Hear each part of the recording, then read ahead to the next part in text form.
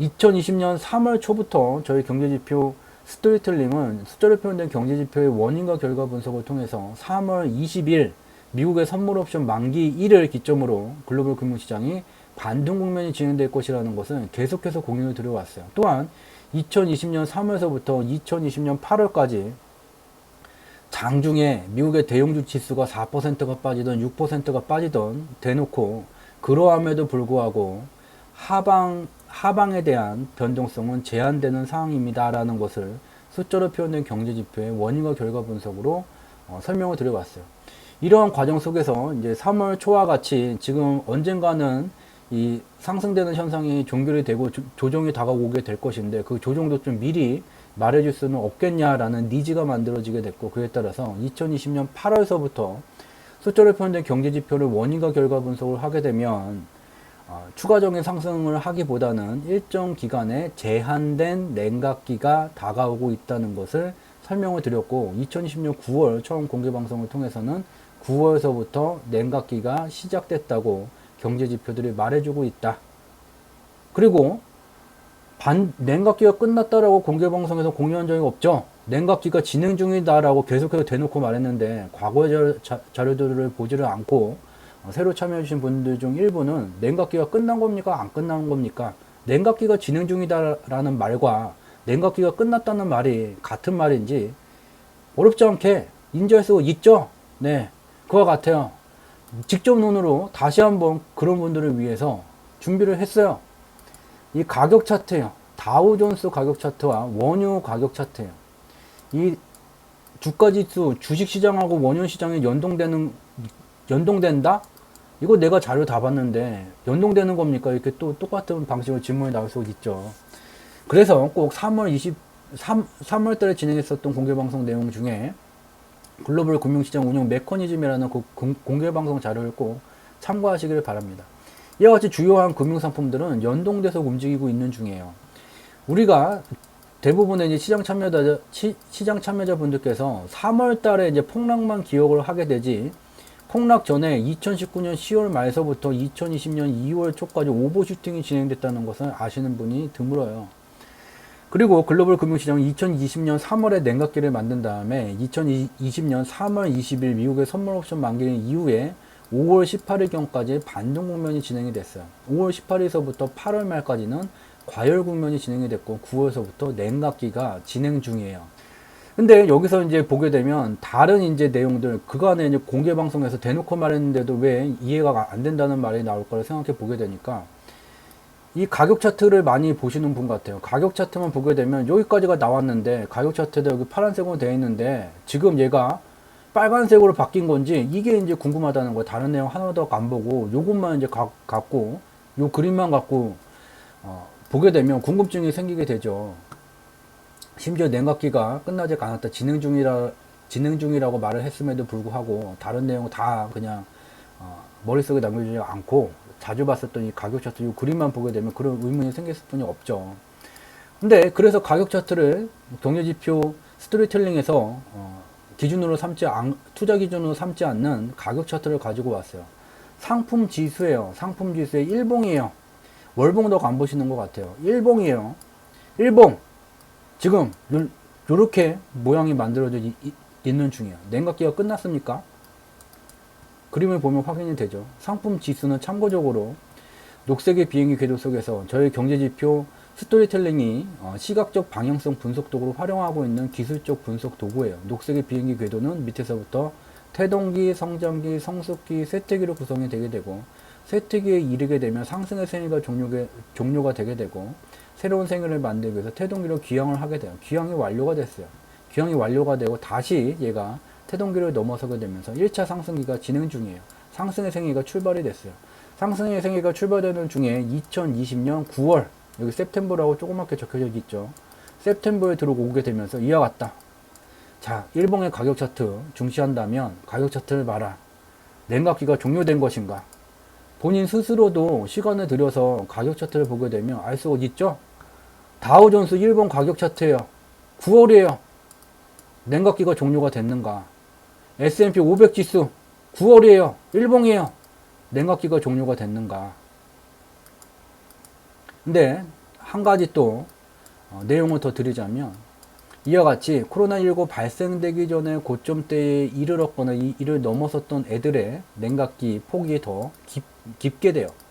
무슨 말이냐면, 다른 애를 좀 보게 되면 일본 니케이 지수는 코로나19 발생 이전의 가격 수준에 아직 이르지 못했어요. 이런 특징을 갖는 애들은 냉각 폭이 얕아요. 그렇지만 이와 같이 이전에 고점대에 이르렀었던 애들의 냉각 폭은 더 깊어요. 이와 같은 가격 차트만 보더라도, 본인이 시간을 할애를 해서 가격 차트를 보더라도 이와 같은 특징을 충분히 구분할 수 있을 것이다. 이와 같이 독일 닥스도 이전 고점대에 이르지 않았기 때문에 냉각폭이 얕고, 인도 선섹스 지수 같은 경우는 오히려 상승되는 현상, 조정이 마무리된 것 같은 현상이 나타나고 있는 중이에요. 그렇지만 주요한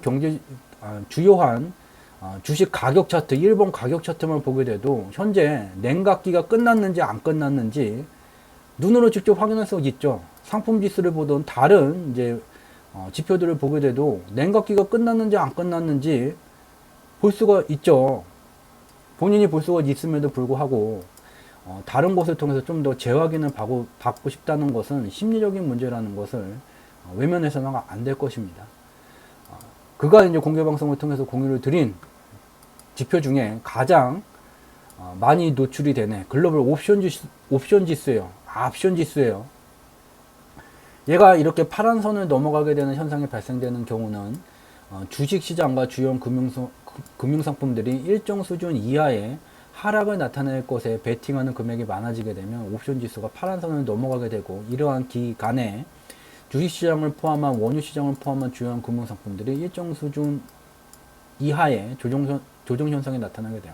반대로 얘가 빨간 선을 넘어가게 되는 현상이 발생되는 시기는 주식시장, 원유시장을 포함한 주요 금융상품들이 일정 수준 이상의 상승, 오버슈팅, 즉 정상적인 상승 범위를 넘어서는 상승이 나타날 것이라는 것에 베팅하는 금액이 많아지게 되면 얘가 여기를 넘어가게 돼요.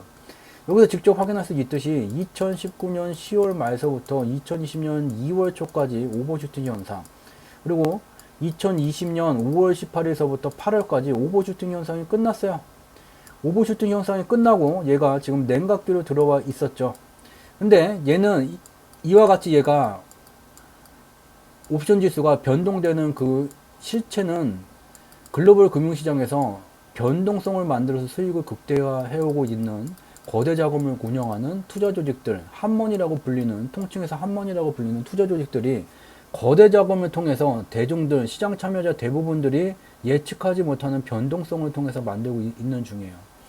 냉각기가 다가오고 있음을 말을 계속해서 공개방송을 통해서 8월서부터 공유를 드려왔었고, 9월서부터 이제 냉각기가 진행이 됐습니다. 그렇지만 얘가 변동성이 만들어져야지 수익이 만들어지게 되는데 얘가 바로 가지를 않아요. 3월달에도 보게 되면 과열 국면에서 냉각기로 왔었다가 조정이 끝난 것 같은 속임수를 준 다음에 그 다음에 다시 냉각이 됐죠. 지금 동일하게 이와 같은 위치에 와 있다는 것을 공개방송을 통해서 계속해서 설명을 드려왔었고, 이전에 공개방송 내용들을 봤다면 이 내용도 봤을 거예요. 네, 이와 같다.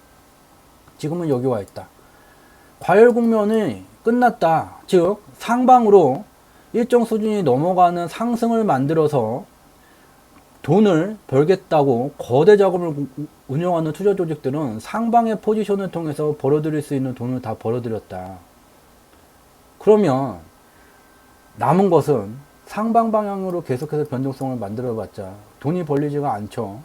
마진이 떨어져요. 그럼 밑으로 갔을 뿐이 없는 거예요. 그냥 가면 되겠어요? 자, 나 갑니다. 그리고 가게 되면 이 지표를 포함한 여러 경제 지표를 활용하는 거대 자금을 운영하는 투자 조직들이 굉장히 많죠.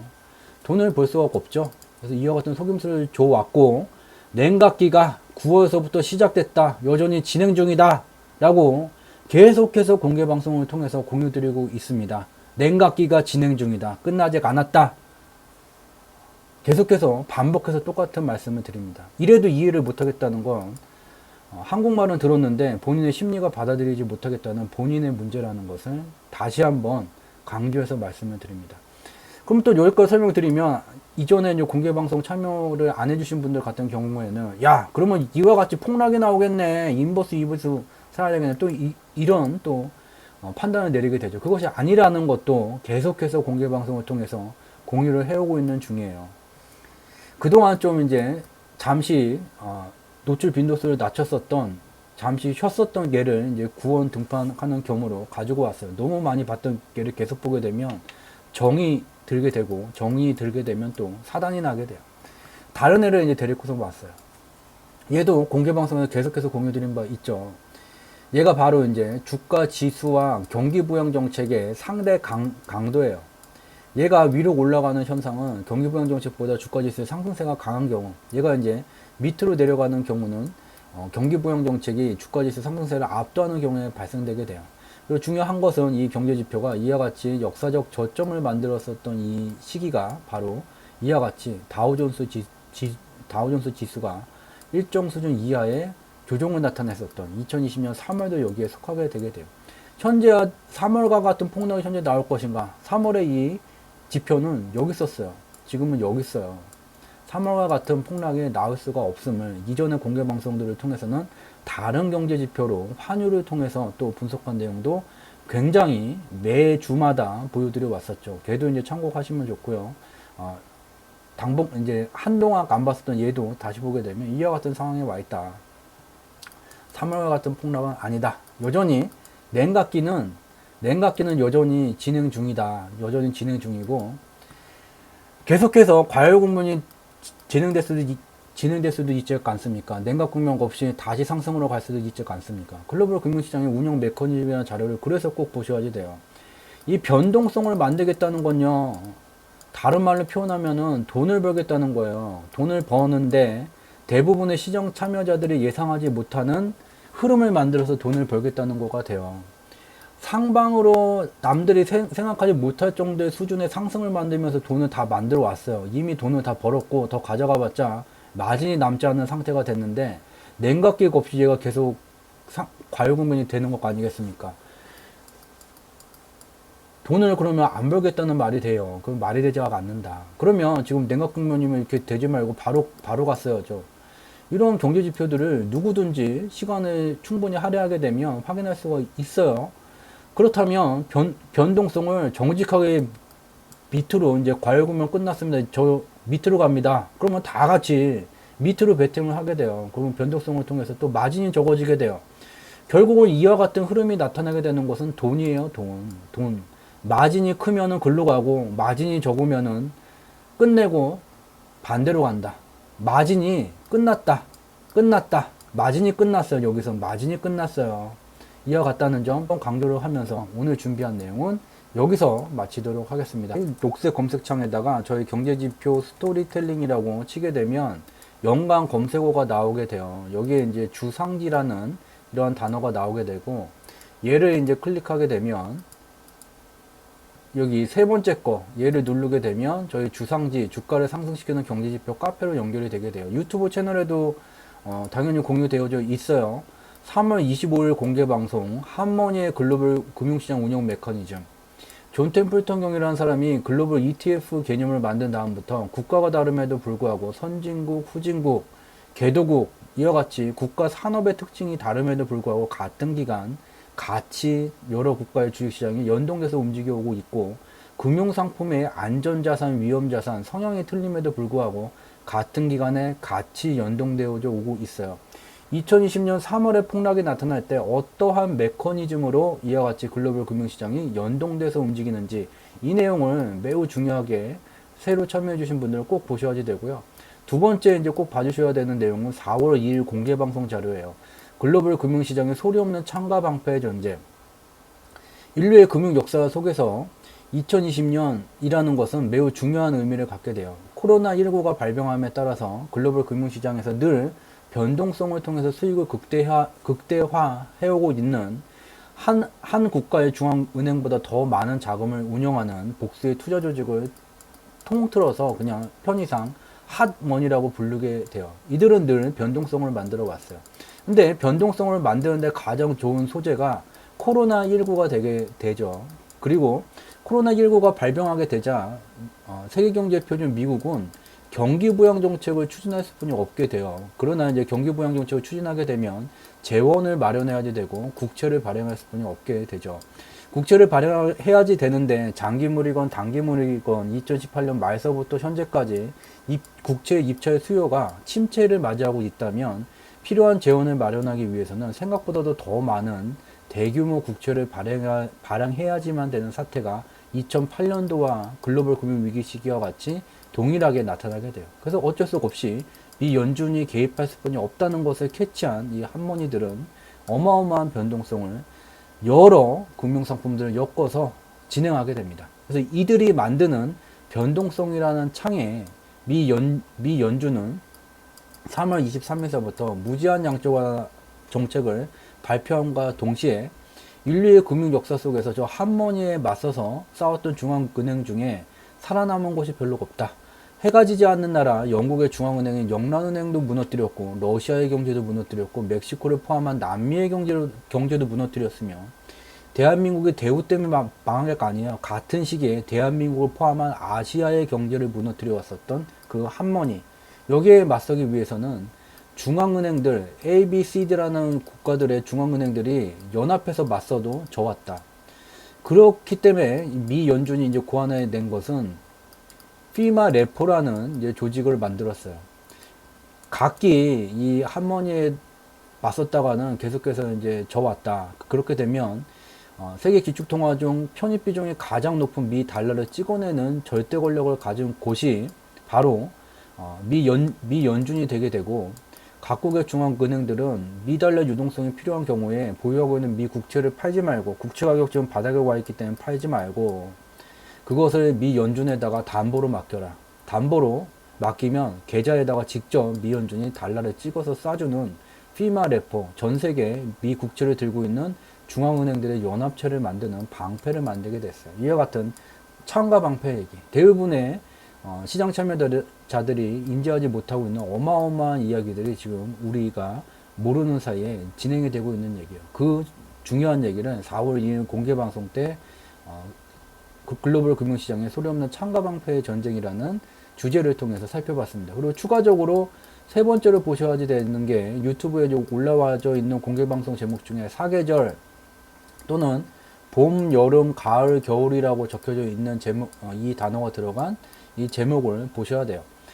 글로벌 경제와 금융시장은 봄, 여름, 가을, 겨울로 구분할 수 있는 숫자로 표현된 경제지표를 기준으로 구분할 수 있고, 만약 우리가 살아가고 있는 2020년 9월 17일 밤 9시 54분이라는 것이 이 사계절 중에 어디에 속해져 있는지, 또한 그 계절 속에서도 초기, 중기, 말기 중 어디에 와 있는지를 알 수 있다면 하나의 기업을 경영하는 대표로서는 기업의 전략 방향성을 명확히 할 수 있고, 좀 더 작은 의미로 재테크 관점에서는 나의 투자 포트폴리오가 지금 어떠한 기준들에 따라서 어떠한 금융상품들로 채워져야 되는지를 명확하게 알 수가 있게 됩니다. 이 세 가지 내용, 최근에 참여해 주신 분들께서는 이 세 가지 내용을 찾으셔서 꼭 열람을 해 주시기를 바랍니다.